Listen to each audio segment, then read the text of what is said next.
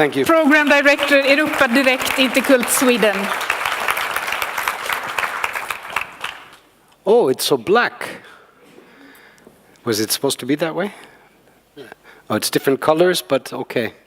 I'm sorry, it's a completely different color scheme. I should have looked at it before, but I don't know if that... it's nothing that we should worry about now as long as the text is right. Ladies and gentlemen, dear friends, colleagues, thank you very much for inviting me. Henrik, Republik.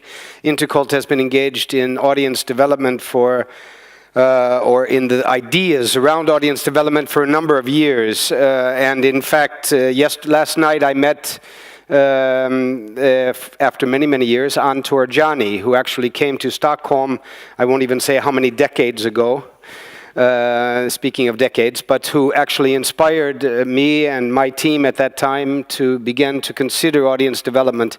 And we've been carrying on that same road. I'm not sure we've come a lot farther. I know that Anne has, so I'm looking forward to hearing more from her later today.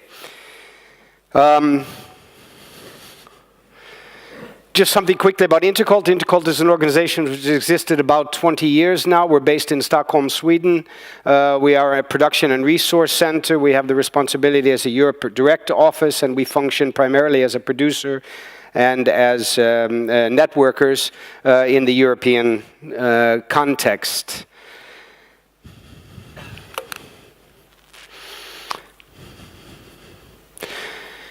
If culture has always been a questionable object for public investment, the situation has grown to a head in recent years. As governments at all levels, local, regional, European, look for ways of cutting expenses, the cultural sector is an easy victim.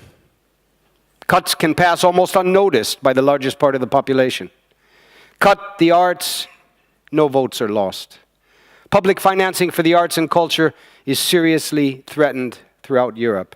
This is both ideological and from an economic perspective. We seem to have come to the end of a very long road from a natural and subversive link between culture and society, where terrible acts were played out and debated, shared and reflected on, becoming narratives for our lives and the organization of our societies, to a series of very expensive buildings, infrastructures that are overdimensioned and underfinanced, hidden corners of our society for a limited and exclusive part of our population, educated, demanding, privileged, and economically independent. This is not just a thought exercise or a provocation. We simply must relearn the necessity of culture. We have politicized, norm-criticized, iconized, and instrumentalized the natural exchange of ideas, sounds, movements, and dreams between people, that which we call culture. We have built ourselves into a dysfunctional corner, and I will come back to that, the shape of our cultural landscape. And for the moment, all of us in this room, because we're all coming somehow connected to the cultural sector, we are losing the battle. The apparent uselessness of publicly and commercially financed culture is creeping into the political discourse. What are we paying for? Is it social engineering? Is it entertainment by popular demand? Is it designed continued education? Is it electroshock therapy? The key to a progressive and effective reconstruction of public cultural policy is that which we call audience. The imagined participant and the presumed commissioner, the ticket buyer and the taxpayer.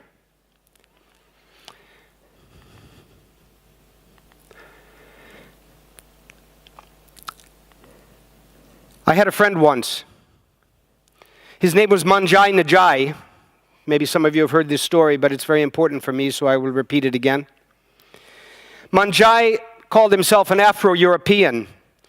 Born in Senegal in a small village near Dakar, he emigrated to Ravenna, Italy, at the age of 18, and he met the director of the municipal theater, Marco Martinelli, a man of many generations from Ravenna.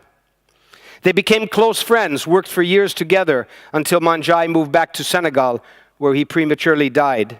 The story of Marco and Manjai's friendship I would love to tell you, but the timing is too long. So let me go directly to what Manjai told me. In my village, when we gather for a cultural action, for storytelling, we gather in a circle. Everyone, children, old people, dogs, the artists themselves. One of the artists, a griot, steps into the center of the circle, and she begins to dance or sing or tell a story. The people watching frame the performance. I see into the faces of my neighbors, Manjai says, the faces of my neighbors across the circle. We watch together. We share space. I watch their reactions. I respond to them. The artist is not the point. The artist is important, in fact the key, but the point is the circle. This natural relationship was transformed sometime, let's say, to make cultural history into something simple, sometime in the 1600s, probably around the same time as the design of churches began to transform.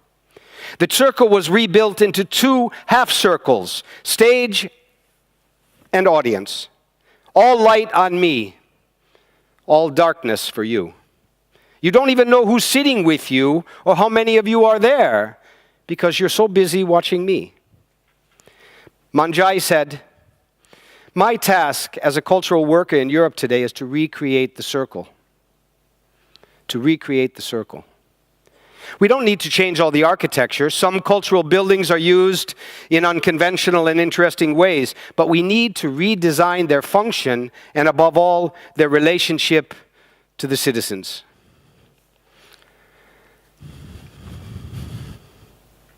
Leadership. We face a major lack of committed and visionary leadership, politically at all levels, and especially in Europe and globally. We seem to choose those who do not challenge us to develop, but who are committed to effective management of the status quo. Look at the elections in the USA, arriving at its climax tomorrow. Look at the rise of populism in Europe without constructive programs based in fear and hate, Brexit, xenophobia, ethnic cleansing, humiliation of women, mechanisms of control. What kinds of needs place demands on a new form of leadership?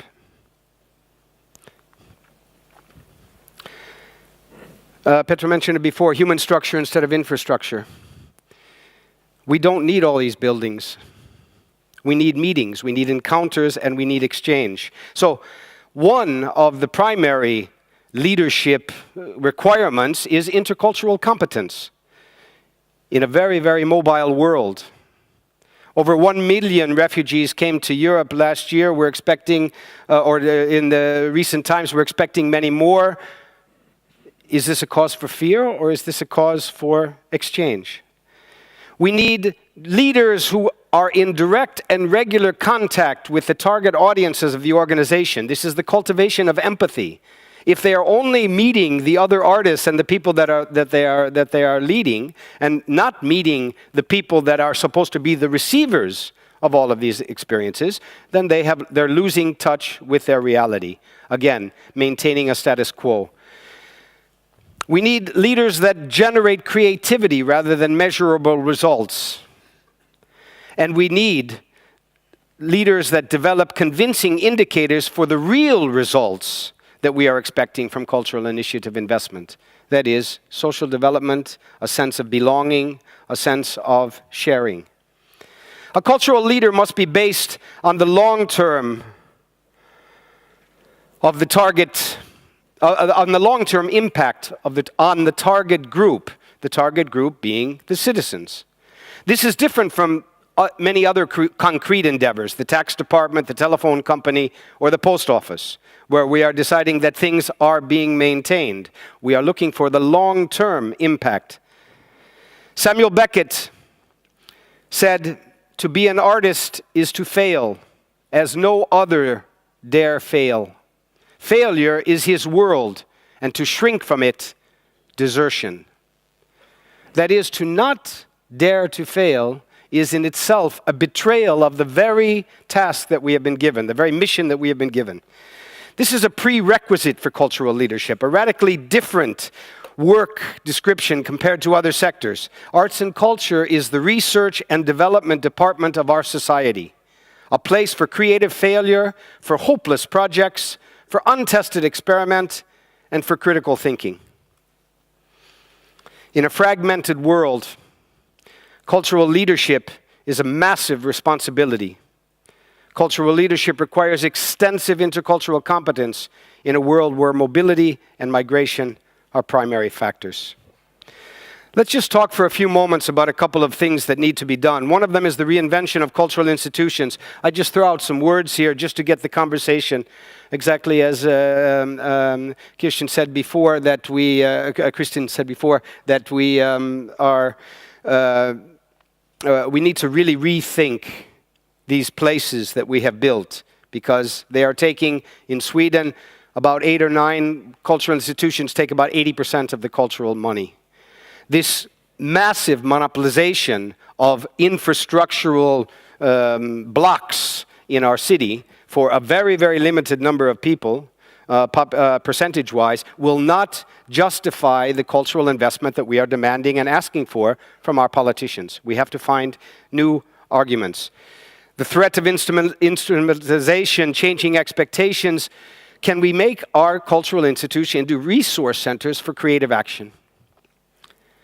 I would like to bring up one other thing which I think is directly connected to audience and to leadership, and that's something called the cultural impact analysis, something that the City of Rome has recently, based on a proposal made by Culture Action Europe, a network that I am a board member of, that every new project, building, construction, bus line, housing that's to be built, not only would there be an environmental and an economic impact analysis made, but also a cultural impact analysis is made. What happens if the bus that you're moving from one place to the other actually is separating people, or missing the possibility of 2 neighborhoods with different social and profiles actually meeting each other?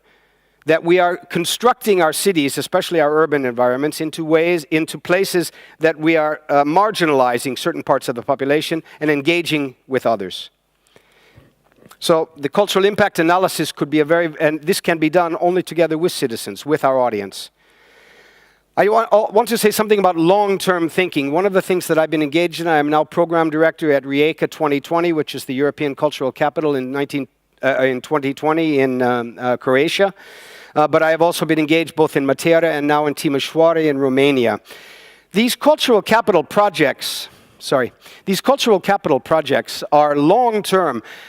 When we sat down together with a team to begin to develop this, which was to be the bid book for Rijeka 2020, we worked with a 7-year planning.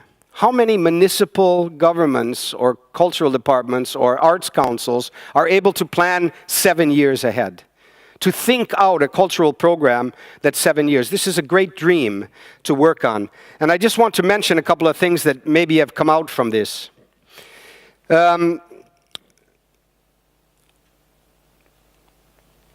There are 3 approaches to audiences as far as I can see, and I will make these points very quickly. Shifting audiences, co-creation, or engaging audiences.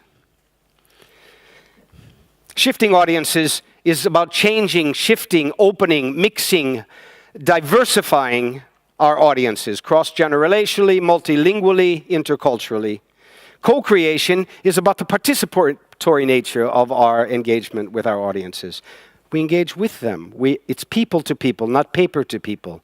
It's artistic development. It's in our educational system. I've lived in Sweden 38 years now, and I have 4 children, and I've watched from my oldest child and the arts education that she had in her schools to my teenage sons today and what they've experienced in the last years. There is no audience development going on in our school systems, or very little any longer, except from the highly motivated individual teacher who does something. But generally speaking, our schools no longer have time for the creative development of our children. Where does this leave us in 20 years? And finally, engaging audiences. We have to empower them. We have to trust them. We have to ask them. We have to find out what their needs, what is relevant to them. This demands a kind of humility, another extremely important part of cultural leadership. And finally, into Europe. I'm sorry, maybe I'm over time. Please warn me if I'm going too long here. Europe.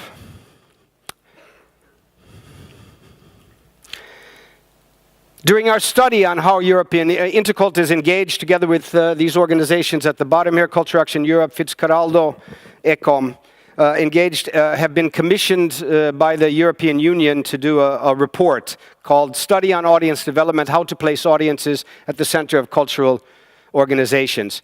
The team, just so that you can have some names, the idea is to study, and what we have done is to study 87 cases throughout 26 European countries, of which we've chosen 31 action cases in order to study very, very carefully. We begin with a definition. Audience development is a strategic, dynamic, and interactive process of making the arts widely accessible. It aims at engaging individuals and communities in experiencing, enjoying, participating in, and valuing the arts. A simple thing to do. Our main tasks in this study were desk research, an overview of the practices, and a dissemination and communication of them. This study will be ready in January, so it's being sent in at the end of this week, so you are the first ones to hear about the first steps. There is a dedicated website. Please take a look at it if you have an opportunity.